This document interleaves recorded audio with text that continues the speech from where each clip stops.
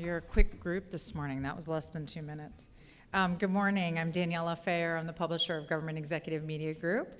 On behalf of NextGov, it's my pleasure to welcome you to today's event, where cloud computing meets mission, maximizing the cloud's potential.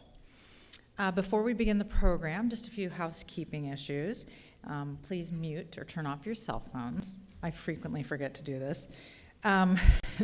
We want it to be a lively discussion, so we welcome your comments, your questions, and thoughts throughout the program via Twitter today at #MissionCloud. After this event, we plan to email you a digital evaluation form, something new, and we value your feedback, so I hope you'll take a moment to respond to that once you receive it. I'd like to take a moment to recognize our underwriters for today's event, Red Hat and Cisco. Without them, this event would not be possible, so thank you very much. And we'll get the program started by introducing our keynote this morning, Dr. David Bray.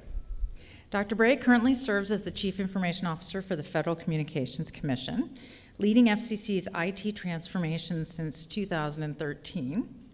Through the efforts of a team of positive change agents, he transformed the FCC's legacy IT from more than 207 different systems, making award-winning progress in less than 2 years.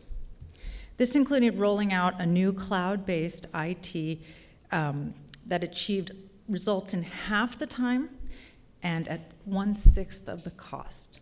I think we would all aspire to do such things. In 2015, the FCC IT team received a firm's 2015 Cloud Computing Leadership Award. He was also selected to be one of FedScoop's 50 for leadership in 2014 and one of FCW's Fed 100 winners in 2015, and the recipient of the Armed Forces Communications and Electronic Association's Outstanding Achievement Award for Civilian Government in 2015. Please join me in welcoming Dr. David Bray. Thank you.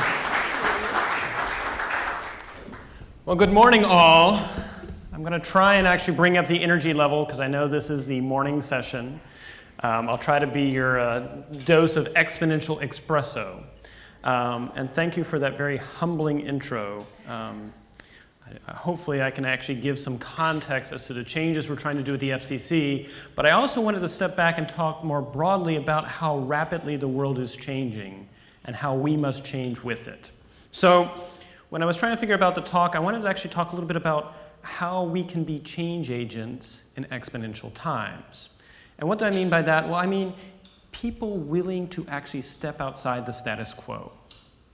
We often confuse management and leadership. Management is when you do what's expected of you, whether it's by your boss, by your peers, or your reports, whether it's from the public, whether it's from Congress. We all have expectations on us, and that's good that we meet those expectations. If we don't, we're probably going to be out of a job pretty soon. But if we only do that, then we're not going to address the exponentially changing world we're facing. Leadership is when you are intentional about stepping outside of expectations. In fact, the root of the word leadership comes from the Greek word leet, which means to send unto death. And why does things send unto death have to be with anything with leadership? Well, back in ancient Greece, the leets were the ones that carried a flag in front of the melee army. And that's great until one melee army meets another melee army, and guess who's the first to die? The leets. In fact, it was Nelson Mandela who said his most trying moment, actually, as a leader, was when he actually had to turn to his own party and say he wanted to make peace with peace with the white minority. He almost had a coup within the African National Congress. And so it's worth thinking about when we're being leaders, how do we bring along those people with us, those people that have expectations on us and what they want us to do, as a way we can move forward. Isaac Rabin, an Israeli, when he actually said he wanted to make peace with the Palestinians, was actually assassinated by a fellow Israeli. So we all have expectations on us, and this is so true also in IT.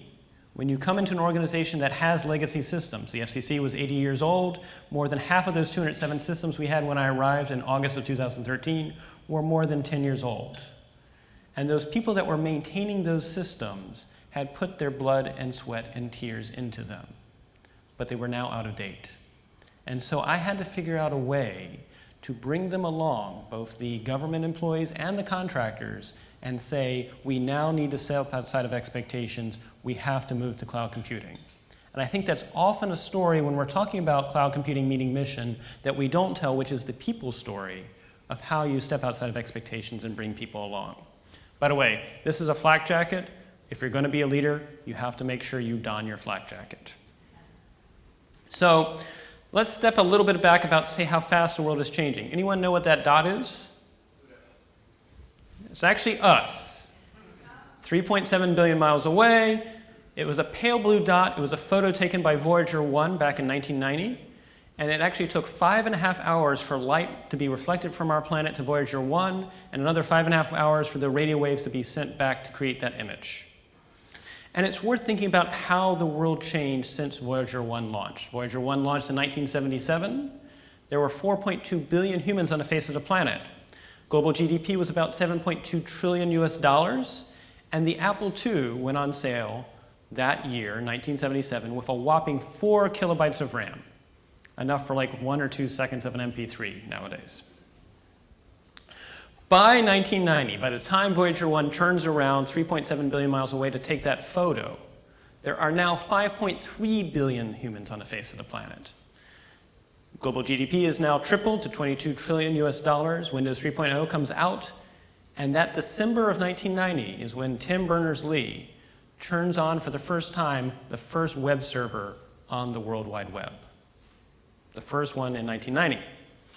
By the time you get to 2013, there's more than 850 million web servers online. In fact, this year, 2015, there's now more than 1 billion web servers online. There are now 7.1 billion human beings on the face of the planet. GDP is now $75 trillion US, and it's worth recognizing that 2013 was the same year that the same number of humans were on the face of the planet as there were network devices, 7 billion. And there's over 4 zettabytes. Anyone in the audience know what a zettabyte is? Hopefully this audience does.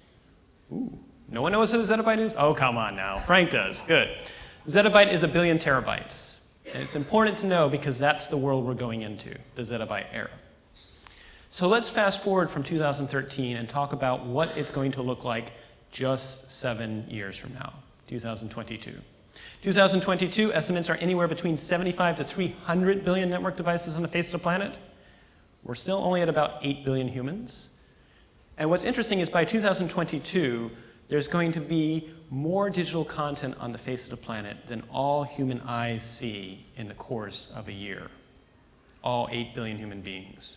That's 96 zettabytes. 96 zettabytes is also twice all the conversations we ever have had as a human species. That's the world we're going to. That's why we have to step outside of expectations and move to cloud computing, because that's exponential change. So, clearly I've chosen a role in public service. I like to define public service as what we, the people, choose to do together. And it begins first and foremost with all of you here. Regardless of whether you wear the label of private sector, public sector, government professional, you all are parts of public service because you care about this nation and you hopefully care about this world too. And then we think about public service as including our private sector partners and including government workers working together.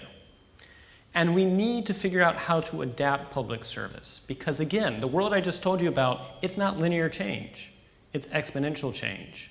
And we have to figure out how to move forward together. This is actually a map of Earth from space, taken back in 1995. It's points of light. It's where electricity is. But it's worth actually then comparing that map. This is a map now of friends on Facebook. It was done in 2009. I'm sure it's changed since then, but it's interesting to see, one, the connections, and two, see what countries actually disappear. Now, that doesn't mean they don't have internet. That doesn't mean they don't have social media. It just means on Facebook, they're not making as many friends with other connections as other places are. But I highlight that because this is a world of connections versus a world of points. Yet the very systems we have, both in the private sector and the public sector, aren't really meant to collaborate well horizontally. Private sector, if you collaborate horizontally, that might either eat into your profit model, or it might be seen as antitrust. Public sector, same thing. If you collaborate horizontally, that actually challenges the checks and balances we built into our system of representative democracy. So, we need to figure out how we can adapt. And I'm going to give you another root of a word. Expertise and experience both have the word expert, which means out of danger. That the only way you get expertise is to do experiments which are dangerous by themselves because they won't always work. Silicon Valley gets this. They do the fail fast, fail often model until they figure out something that sticks. Trouble is, they can do that because they have venture capital funds. We can't do fail fast, fail often in government. In fact, I think Jason would probably do that as a story if we had someone in government that was failing fast and failing often. That said, there is no textbook for how we do public service in the world going forward. And that's why you have to have your flak jacket. That's why you have to be willing to be sent unto death and be a leader in these worlds we're going to. So, it's also worth pointing out that when the Constitution was signed, Ben Franklin is rumored to have made the statement that he can rest easy now because the great American experiment will continue to exist for the next 50 years. That was, of course, back in 1779, 50 years later. Well, the good news is we're still here 240 years later, but it is an experiment, and it's an experiment we continue to need to have to adapt for the world we're going to. I'm going to go through this really quickly because I actually want to be open to questions, but again, to tell you how fast the world is changing, 2014 saw 1.25 billion smartphones shipped just that year, relative to only 500 million mobile phones and relative to only 300 million computers. If there's any doubt that mobile is where the world is going, that should show that. Similarly, more than 2.3 billion mobile broadband connections in 2014, more than half of them in developing nations, not in developed nations. It's also worth pointing out that the mobile economy is now 2.2% of the world GDP, and within a minute, there is 11.5 million text messages sent globally. Again, that's not linear change, that's exponential change. Also, in terms of zettabytes, well, this is exabytes, which is actually 1 million terabytes. Within a month, 2.5 million terabytes of data is sent globally around the world. It's going to increase tenfold 5 years from now. So, who knows who this is a picture of? It's a young Ensign Nimitz with the US Navy. Ensign Nimitz, back in 1904, ran his boat aground, the USS Decatur, in the Philippines. He was court-martialed, not drummed out of the Navy, and instead signed to an interesting new technology called submarines. Nobody really wanted to do them. They weren't exactly safe, but that's where he was assigned. And later became one of only 2 5-star admirals we ever had in the United States Navy. And so it's worth actually thinking about as you go forward. Oh, I guess someone has clicked on my slides.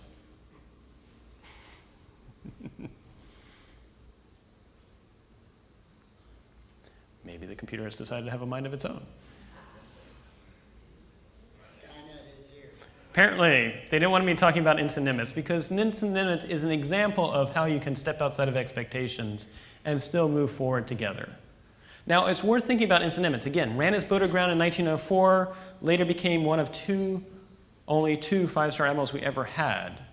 Imagine if this happened nowadays. A young, maybe not an ensign, maybe a lieutenant commander runs his boat aground with the US Navy. How long would it have been on Twitter? How long would it have been on Facebook to say, fire Nimitz? How soon before his boss and his boss's boss would be called before Congress, and we might have actually been out a future 5-star admiral. I raise that because change isn't easy, but we have to be tolerant of those that are going to learn along the way and make mistakes, because I'd rather have people that make mistakes and learn from them than people that are no longer brave to actually make mistakes on their own. That's the world we need to think about as well. So, things to leave you with in terms of how you can address this world. Well, first would be, at the FCC, I arrived, again, August of 2013. We wanted to roll out a new approach to actually collect data using mobile apps. We wanted to collect data where people would actually voluntarily test their connection, share it with a third party, and then anonymously share that data with the FCC. Now, this was about maybe 3-4 months after Snowden. And how many people think a government agency coming out saying, we'd like you to download this app, it's free, would you put it on your phone? We get a huge uptick. We decided to make the app open source. And by making it open source, you can actually look at the code. And most people aren't, because they don't have the time or the interest. But enough people could look at the code and actually see that by design, we aren't collecting your IP address. And by design, we don't know who you are within a 5-mile radius. And as a result, it turned out to be the 4th most downloaded app right behind Google Chrome on the iOS store for a couple of weeks. Because people wanted to participate once they had trust. And so I highlight that because we often talk about open data as something that government's putting data out there. But in fact, if you can get public trust, what you can do with cloud computing is you can actually get data back that can actually inform and actually produce the first crowdsourced map of connection speed by provider around the world. The other thing is also thinking about how people can inform policy deliberations. How many people know about crisis commons? A few people. Those who don't, check it out, crisiscommons.org. It was actually used when the earthquakes happened in Haiti. It's a way that you can send updates through SMS texting of something going on. Maybe there's a crisis occurring, maybe it's human-made, maybe it's natural-made. In this case, when the earthquake happened in Haiti, people actually started using SMS texting, because that was still available, to inform like bridges were down, power lines were down. And in fact, there were two individuals. One was 9 months pregnant, the other was her sister. And she started trying to drive her sister to hospital because she started to go into labor after the earthquake in Haiti. Along the way, she was using SMS to update her Facebook page. She would say, this bridge is down, this power line is down, I can't go along this road. And the US Navy was actually able to monitor that feed so that they were able to actually dispatch a hospital ship and send a 6-person team to the beach to bring her back to the hospital where she could actually give birth out in the ship. Through voluntary submissions using your smartphone, we can have better information when crises occur. And so I raise that because that's something we can think about again for how we want to do public service in the era ahead. This idea might sound a little far-fetched, but let me give you some context. 2013, there was a competition to see if anyone could write an algorithm that would grade papers as good as a third-grade teacher. And for $60,000, someone actually won that competition. Find the same grammar mistakes, find the same errors. 2014, Xerox actually comes out with a copier that will take a handwritten test, handwritten answers, and actually grade it for the teacher. Now, it's more expensive than teachers right now, so we're not going to be out of teachers anytime soon, but it's an example of what's possible, especially if you apply Moore's Law going ahead. 2015 is also a year then in which a company actually elects to its board of directors an algorithm and gives it voting rights. 2015, I've also heard, is IBM Watson is now being tested in certain Fortune 500 companies to figure out which meetings you should go to, which meetings you should skip, and if you do go to those meetings, who should go to those meetings with you. It's not about that algorithms are going to replace what humans do, but it may be able to take on some of the rote tasks that we don't want to do, and it may be able to have the tasks that we do be done better. How many of us have had the experience of actually trying to apply for a federal job? It's not a fun process. I see a lot of people smiling. What if instead of having to do the process of doing the categorization, trying to figure out what job series the job is, and then have applicants apply and have it be done, which is right now a very human-intensive process because we're trying to make it fair. We try to first get the minimally qualified people, then we try to get the top qualified people, and then we send it off to selection criteria. Well, what if at least the minimally qualified people could be done by a machine? What if maybe the top qualified people could be done by a machine, and then you allow the human to make the final decision? Same thing for RFPs. RFPs right now are a very laborious process to get out, to respond to, and then evaluate. What if, again, you could use a machine to at least compose for me an RFP that follows the FAR and allows me to get the things that I want? And then people can respond to it, and I tell the machine as well, give me the top 3 proposals. And I let the human make the next choice. This might be a way of actually taking a lot of the rote tasks we currently do in public service and actually move them forward. So, next thing to think about is makers movement. I'm going to ask, have people heard of the makers movement? Good to see some people have, okay. Makers movement is the idea that you can take really inexpensive parts and achieve things that previously were only available to nation states or corporations. In fact, the photo here of the 3 individuals, they actually built a urine power generator for less than $45, and they got that done. There's also the idea that you can use a smartphone. This is actually in Nigeria, where they used a smartphone and for less than $50 produced a baby monitor that would monitor 40 different vital signs and send updates through SMS texting. That's the world we're going into, in which people can do things that previously were only available to corporations or nation states at a very inexpensive price point. Now, those are the good examples. It's also worth pointing out that the Mumbai terrorist attacks, when they occurred, used all the technologies you and I use on a daily basis in terms of Google search, in terms of social media, GPS, to plan and actually execute their efforts. That's something to think about as well, is that technology itself is amoral. How we choose to use it that determines whether it's good or bad. So, closing thought I'll leave you with, and some of you already know this because I think I may have actually already highlighted this. If you take all the numbers that are addressable by IP version 4, that's 2 to the 32, that's 4.3 billion numbers, and put them in a beach ball. And of course, we just ran out of IP version 4 IP addresses. How big is the world we're going into with IP version 6? I'll give you a hint, it's 2 to the 128th, but we're moving towards the world that is going to be as large as our sun. So if you take the internet as we know it, being the beach ball, to the sun, that's not linear change, that's exponential change. It will challenge everything we do, whether it be in the public sector, private sector, moving forward. One final thought to leave you with, this is another picture of our pale blue dot. That's us again, this time taken in 1994 by Cassini. Carl Sagan said, look again at that dot. That's here, that's home. That's us. On it, everyone you love, everyone you know. Everyone you ever heard of, every human being who ever was, lived out their lives. To me, it underscores our responsibility to deal more kindly with one another and to preserve and cherish the pale blue dot, the only home we've ever known. Thank you for being change agents, and are now available for questions.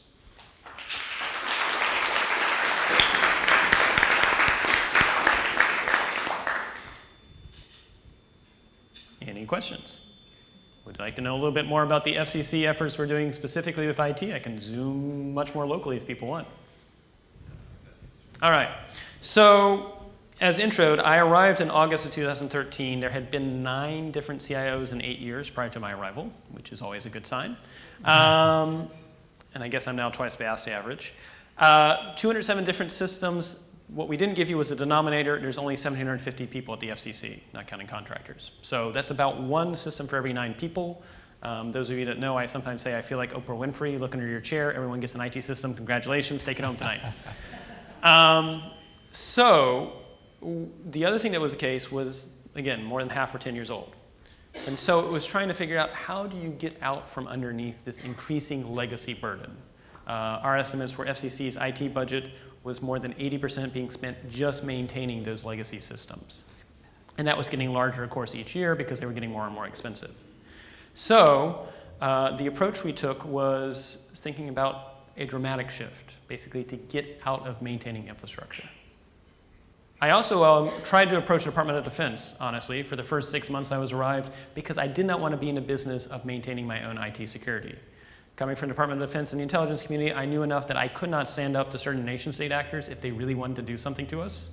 This was, of course, in 2013, and it would be nice to be underneath the .mil umbrella. The trouble was, of course, we're .gov, and they didn't quite know how to make that work, although we'd be a drop in the ocean to them. So that's why we're going to public cloud. Is actually, first and foremost, I can't provide all the IT security I need if I try to do it myself. Again, only 750 people. I have 50 people that are government employees. My IT security staff is about 3 government people and maybe about 25, 30 contractors. That's not enough to stand up against the threats that are out there. Mm-hmm. So by going to a public cloud, we get the economy of scale. What it also gets us along the way is it also gets us flexibility and speed. The other thing I arrived at the FCC, and I say this with all candor, I asked where were our plans? And I got some crickets. And this is where you just recognize that the FCC responds to both the will of Congress and the will of the administration, and that can change at a daily basis. And so as a result, we need IT that can also change on a daily basis. And so our approach has been not to do application-centric things when we move to the cloud, but instead focus on our data. And we're going to have multiple cloud providers. By having multiple cloud providers, that allows us to use the best of breed for different modules. And we can call those modules using application programming interfaces, APIs. And as those cloud providers get better, if something is better than another one, we can move from it. But really what we want to focus on is our data, because that's the most important thing we have here at the FCC. If we can put that in a common data platform, we can then expose it to the public if appropriate, expose it to our private partners if appropriate, or keep it to ourselves. Which means we need to think about attribute-based access control. It's not doing it just by roles anymore. And so that way I'm actually identifying, based on your HSPD 12 badge, do you have access to view this data? It's another factor form of authentication. But that's where we're trying to move towards. And we did have an early experiment. And I talk about change agents because within our own group, we had a lot of people that were doubting this cloud approach. As it is, as I mentioned, 50 government employees, about 375 contractors. Average government employee had been at the FCC for 15 years. Average contractor had been at FCC for about 19 years. They had built strong relationships and strong friendships. That said, they had gotten used to doing things on site. And so when I said we're going to the cloud, I was actually eating into the profit model of some of the legacy contractors. And some of those legacy contractors that were used to maintaining things on site also knew they would be out of a job once we got this done. You'll hear later from Tony, who will tell you some great experiences at the FCC as well. But Tony Summerlin has been invaluable in donning the flak jacket with me to brave through this, because it was a case where we had to bring along the coalition of the willing, plus new people. In fact, I didn't say that when I arrived there was a bit of cloud fatigue already at the FCC. Back in 2010, 2011, one of the previous people there had claimed they'd gone to the cloud. If going to the cloud means your home page is in the cloud and everything else is on-prem, we did. And they also had created a separate team. It was called the New Media Team. And I think it was well-intentioned, which was bring in all these new people from Silicon Valley and other parts of the country, but have them operate completely separate from the existing IT team. And unfortunately, that created a lot of friction. It didn't get the results they wanted, and it left people scarred. And so when I arrived, it was also about reintegrating that new media team so they weren't separate, but really was one team, one mission. The last thing I'll leave you with is our consumer help desk story. This was a case where we actually did have someone from Silicon Valley that initially started off doing 1 day a week, then 3 days a week, and eventually relocated to DC because they loved it so much. They had their own startup. They still have their own startup, but they're also working for us. And they were willing to actually persevere working with the bureaus and offices to try and do a new cloud-based approach for our consumer help desk solution. We looked around at best of breed when we wanted to do this. Our system was 15 years old. Several government agencies quoted $3.2 million and anywhere between 18 and 24 months to develop the system we wanted. And we didn't have $3.2 million, nor 18 to 24 months. So instead what we did was we actually used a software as a service solution. If you're interested later, I can tell you the specific vendor. And by doing it, we got it done in less than 6 months. In fact, the technology was only 3 months. It was 3 months to then help the bureaus and offices get used to the fact their data was not on premise for $450,000. But along that way, the change agent I had, Dusty Lown, and the team, Tony, Sarah, who's also here, they were experiencing severe flack, both from government and contractors. And it was my role as an IT and as a CIO to take that and say, if you're upset, come to me, not them. They're just getting stuff done. 6 months later, those people that were their biggest resistors are now their biggest fans. But you have to be willing to persevere that because it's going to create a lot of flack. But the result was, again, 1/6 the price, 1/2 the time, and also completely surprising to us, and in fact, unsolicited. 3 weeks ago, we actually had an article in Fortune in which someone wrote how the FCC saved me $1,800, and they were actually pointing out the website as being so easy to use and so transparent in terms of how they can actually communicate concerns that it actually helped them resolve a dispute with their provider. So, I raise that because often people don't think of IT as involving people first and foremost, but it does. It's 80% people, and it's got to be willing to don that flak jacket as you go ahead. So thank you very much.